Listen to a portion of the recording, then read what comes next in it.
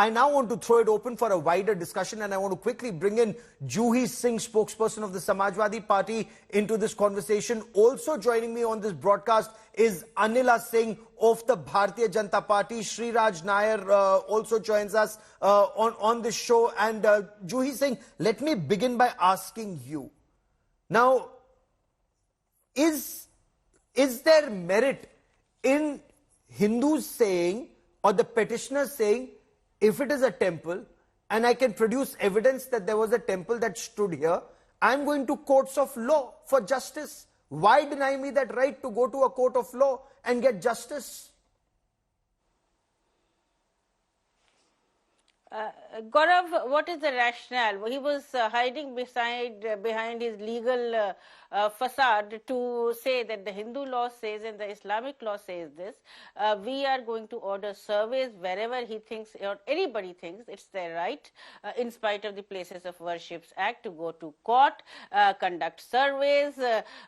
It's a sensitive matter. The situation in Sambhal will repeat itself. People, because of the administration, the such as it is of the BJP government in UP, many people are dead, many families are suffering. Sambhal is completely cornered off. You are repeating that in Badaयूं. So I do not know what citizen of India with what integrity thinks that he is doing something really patriotic or something which is to his faith by going to court, asking, and he's just quoted the Allahabad High Court judgment. So I would say that this is again a way for the BJP government to hide their inability to address the real issues on ground. And of course, I mean, what has happened in Sambhal, we will keep asking questions. Yeah. Anila Singh, respond that this is an attempt to, one, shift focus away from real issues, and two, why rake up these issues today? The point that Juhi Singh is making is this is administrative inadequacies that so many people lost their lives at Sambhal. My Ram to all, and I am going to say one thing here for the consumption of Mrs. Juhi Singh as well, and all those political parties, institutes, or the people who keep on addressing this issue as if the people who follow Sanatan Dharma, they are targeting people of one particular community. So I will say the sentiments of the Hindu or Sanatanis, they can be above Bharatiya Janata Party and RSS. So Samajwadi Party must understand this thing. When a Sanatani raises his or her voice, it is not necessary that he votes for Bharatiya Janata Party or he is a Sanghi. Kindly understand this thing. And secondly, I want to say here, yes, we are very proud that Bharatiya Janata Party is the only political party in Bharat which raises the voice of majority population living in this country, which had been targeted by Congress Party because it was a handcrafted political party by Angrez, Britishers, and they ridiculed us. They appeased one particular religious community people, and because of that, they brought Places of Worship Act 1991. They empowered Waqf Act. Now, all the endowments of the major temples of our country, that goes to the government, and number of the list, I will say. Now, when we talk about the Places of the Worship Act, just now Mrs. Juhi Singh said that Vishnu Shankar Jain is hiding behind a law. No, he is not hiding behind any law. He is a lawyer and he knows his work very well. Perhaps your problem is that, yes, he stands for the majority population in the court. So if we talk about the Places of Worship Act 1991, two interpretations are given out of it. Number one, it is a very secular law act.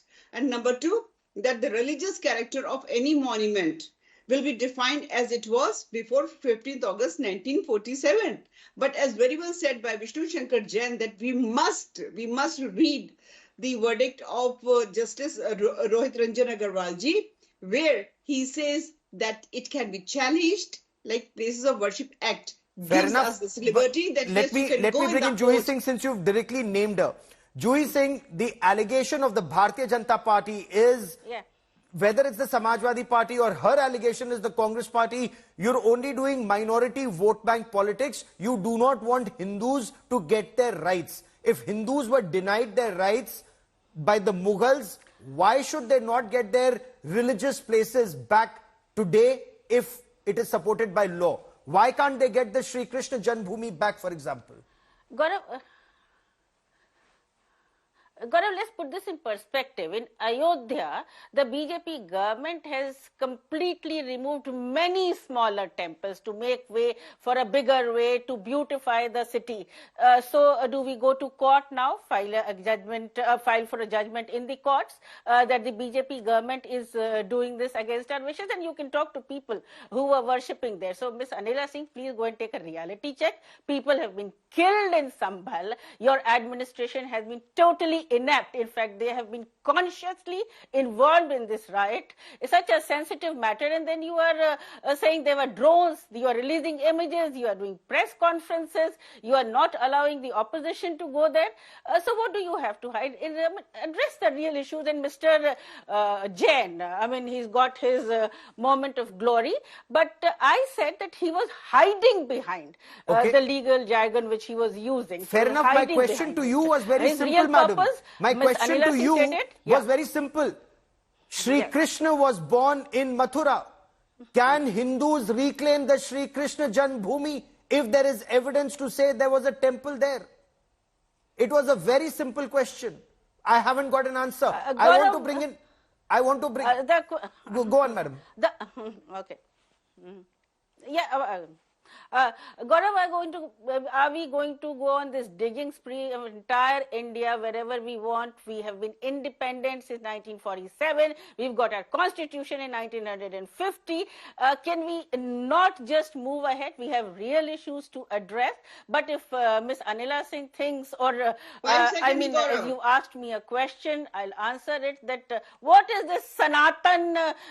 What is the definition of this, which she claims that the BJP has a prior ownership to this particular world? Explain Ayodhya to me, explain Varanasi also to me, that you have removed, you have relocated temples. Under what law have you done it, and why did you do it, if this entire story has to be woven around the fact that it's my faith, if I worship somewhere, if I think something existed, then I must destroy what is in present. I mean, this is bizarre. It doesn't happen in a democracy. It should not. I want to bring in Sriraj Nair into this conversation. Sriraj Nair, you heard Juhi Singh. Juhi Singh says whatever historical wrong may or may not have happened in the past, it's in the past. There is a Places of Worship Act 1991 that was put in place, which said the religious character of a place as it existed on August 15, 1947, it should remain like that. Why is that being tampered with today, sir? First of all, the Muslim side cannot believe in the laws of the land according to their own convenience. The problem here it is very simple, Gaurav. The political party which Mrs. Juhi Singh represents, that is the main cause of concern. It is this party, especially Samajwadi Party, which appeased Muslims. The Congress party also, it appeased Muslims, and it ensured the Muslims are left behind. Now a simple survey has been ordered. What was the problem? Now, Waqf board in India, you see, they have claimed properties after properties. They have claimed temples which were 2,000 year old. They have claimed villages after villages.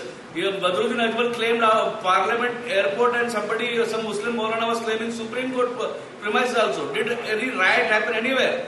Now, this is a global phenomenon. The problem is from Belgium to Beirut to Kashmir to Mumbai to Sambhal. Where are the stone pelters coming from, and where are the stones coming from? Okay. So all these things is happening only because of appeasement politics. For last 60 years, Muslims have been used as pure vote bank, and this Samajwadi Party, Mulayam Singh ji, Lalu Prasad, Congress Party, they ensured that these Muslims are never educated. They never gave them pen. I have advocate Kapil Madan also joining on the broadcast. But since you've leveled a direct allegation at Juhi Singh and Samajwadi Party, I must give her the opportunity to first respond and adequately, and then I'll come to Mr. Kapil Madan. Go on, madam, since an allegation has been leveled by Sriraj Nair of the Vishwa Hindu Parishad that parties like the Samajwadi Party and certain other parties, which unfortunately are not there on the show, so I will not name them, they have directly been involved in Muslim appeasement, as he says, and that is why you do not want facts to come out today. That is why these parties do not want Hindus to get justice even today. So Gaurav, his mask has been ripped apart by himself. We did not bring any political party. We just talked about the administration, the government, the BJP, who was supposed to be on watch that these things did not happen in Sambhal. It's okay for him to accuse the Samajwadi Party, but take a hike and maintain peace and order in Sambhal. People are still suffering. That is our basic commitment. The UP government has to allow the opposition leaders, or why don't they send some of their leaders also? It's the intention is so different from what they speak, and that is the basic dichotomy, and that is the basic. They've made UP into this experiment laboratory of hatred, of divisiveness, and we will not let it happen. And I do not want to even answer to his really bizarre allegations. The Muslims are suffering. The Muslims are the ones who have died there, and if the BJP claims that they are supporting them, then stand with them. The government of the day not allow your officers to hold regular press conferences where they are justifying themselves and their deeds, and the fact that they allowed this riot to happen, and it is spreading. I mean, now you are taking it to Badaयूं, you are taking it to other places, while the Chief Minister is completely silent. Does he not know what is happening in Sambhal, or the Home Secretary does not know, or he chooses to be elsewhere in celebration? So it raises a big question mark. Okay, before I bring in Mr. Kapil Madan, ma'am, quickly respond, since she's directly leveled an allegation or made a point about the BJP. Quickly respond before I bring in Mr. Madan. See, I have to say one thing. I have to say one thing to Mrs. Juhi Singh. Mrs. Juhi Singh, you mentioned that so many small temples, they were erased to make the path for the yes, bigger temple, make it to they have been, ma'am. No, ma'am, yes. Please keep quiet. I did not interject. All right, you are more than welcome to go to the court. Okay. Ambedkar Saab has written that the soul of the constitution is that any citizen of this great country of ours can go in the court and get the justice. So you think that Bharatiya Janata Party government in Uttar Pradesh is doing some sort of injustice? You are more than welcome to go to the court. Secondly, you are saying that while this present government under Yogi Adityanath ji is not allowing Samajwadi Party delegation or the Congress Party delegation to go to Sambhal, you want to ignite more fire there. We know it very well that this danga, you have taken the panga, and you mean Samajwadi Party workers. They started danga. It was a clash of clan in between the member of parliament of Samajwadi Party and MLA, and you are targeting Yogi government there. Secondly, I want to know, why didn't you go to the Shimla when Hindus were targeted there? You didn't say a thing. You didn't go there. You mean Samajwadi Party or the Congress Party. You did not go to the West Bengal, Calcutta. You don't say a word about the Bangladeshi Hindus. So wherever Muslims are there, you want to go there for the appeasement politics. Do you think Yogi government is going to allow you to do that? Of course not. We are serving the state. We are giving justice and equality to each and every citizen. She's threatening me, Mr. Gaurav Sawant. Am I supposed to be threatened on this panel? We are here to prevail the peace and harmony.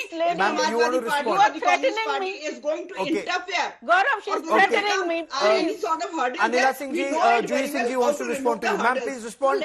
I have to bring in Mr. Kapil Madan, but since there's a direct point being made and counterpoint, Ms. Juhi Singh, please come in, ma'am. Yogi government. Gaurav, I belong to India. I will not be threatened on this panel by any spokesperson, even of the government or of the BJP. She's telling me she will not allow. Do you think you will allow? That means that you have admitted on this panel that you have relocated, go to the court. It is a duty of in the one by one, ma'am. Anila Singh, let Juhi Singh complete a point, please. I'm asking why.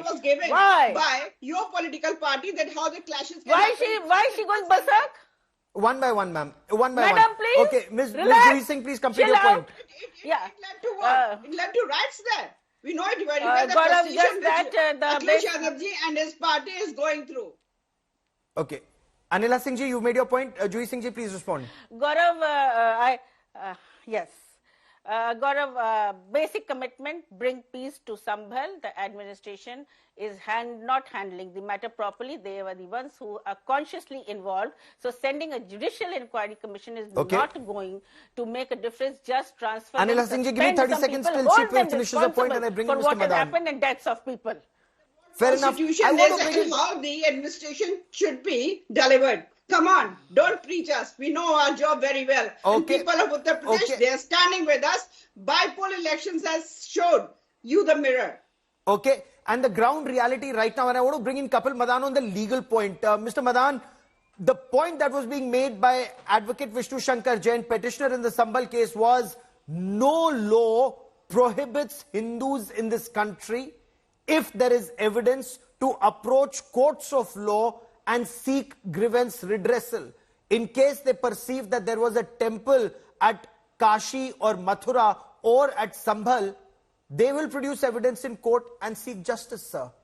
Now, Gaurav, we need to understand what is the word justice, what Mr. Vishnu Jain was referring to. Let me just, give your viewers a context of it. If you look at the Places of Worship Act, Section 3 very categorically says that you cannot change the religious character of any place of worship that existed in 1947. So that's, I don't know how, Mr. Jain is trying to read this law, how he's trying to interpret the law.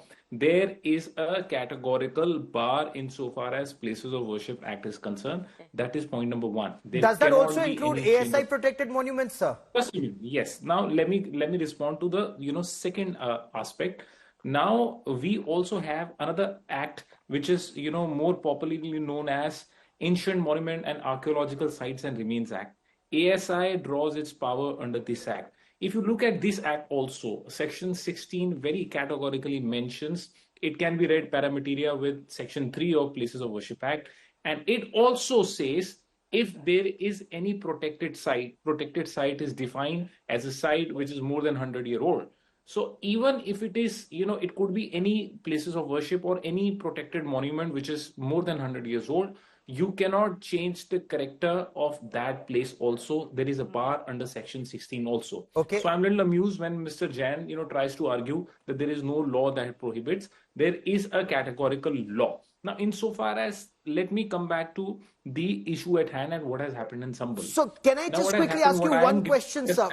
Just for clarity, for my clarity and the clarity of our viewers, if the Archaeological Survey of India is meant to protect a monument, should it be in control of that monument it is meant to protect, if it is a listed monument?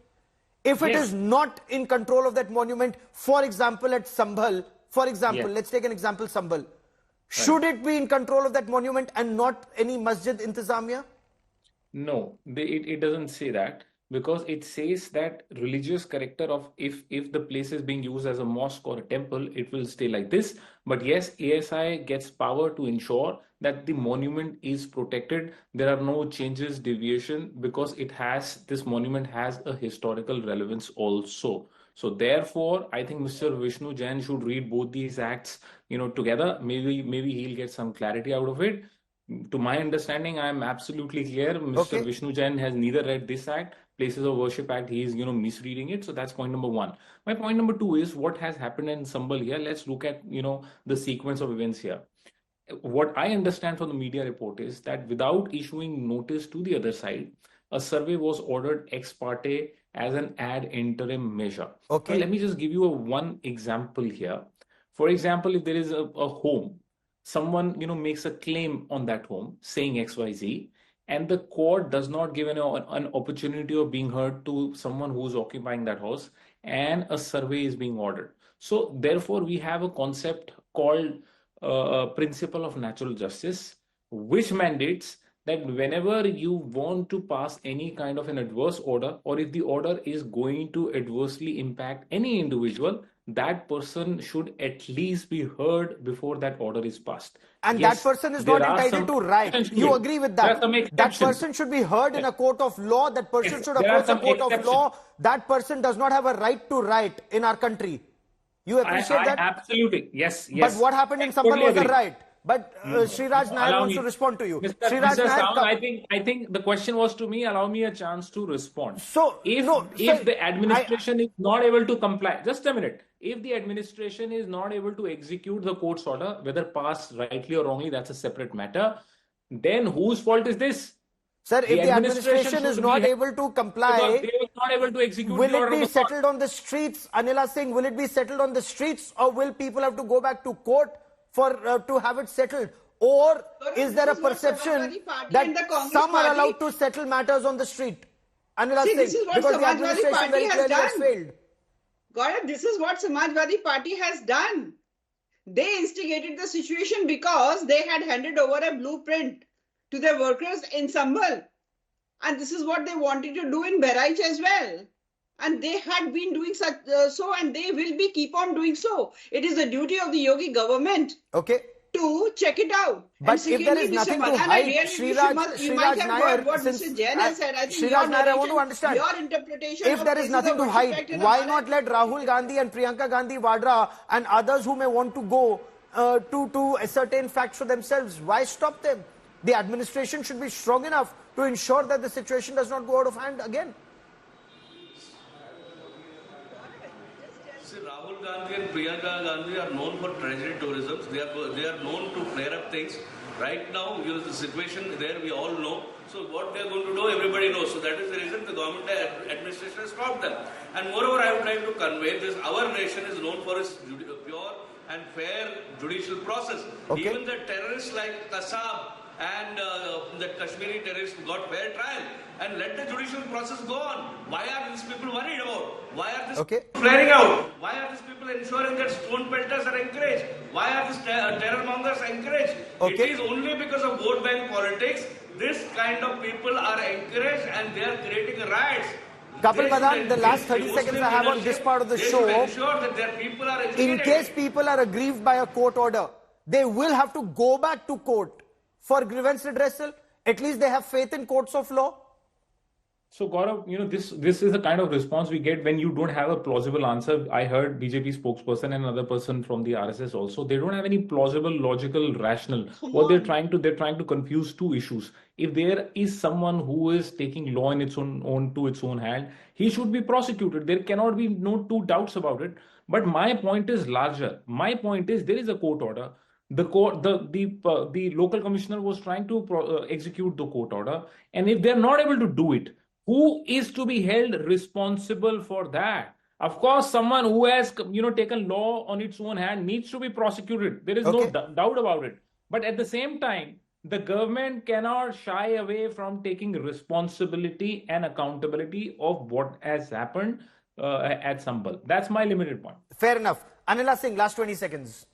All right, Gaurav, I just have to tell Mr. Madan, I think so very willfully you do not want to understand, or you want to just prevail a narrative where it is being mentioned that by Places of Worship Act, you cannot claim any monument yours if it was a masjid on the date of 15th August 1947. All right, but once a temple, always a temple. Even we want the religious character of that monument, and that can be done by the proper survey. And in today's date, we do not have to dig out anything. We do not have to break anything. By the help of radar, you can very well know that what is beneath that wall. That very clearly is for courts of law to decide. From that? But people in this country must get back to courts of law for justice and not resort to street justice or attempt and justify street justice or violence on the streets. That's strictly unacceptable. To all my guests, many thanks for joining me on this broadcast.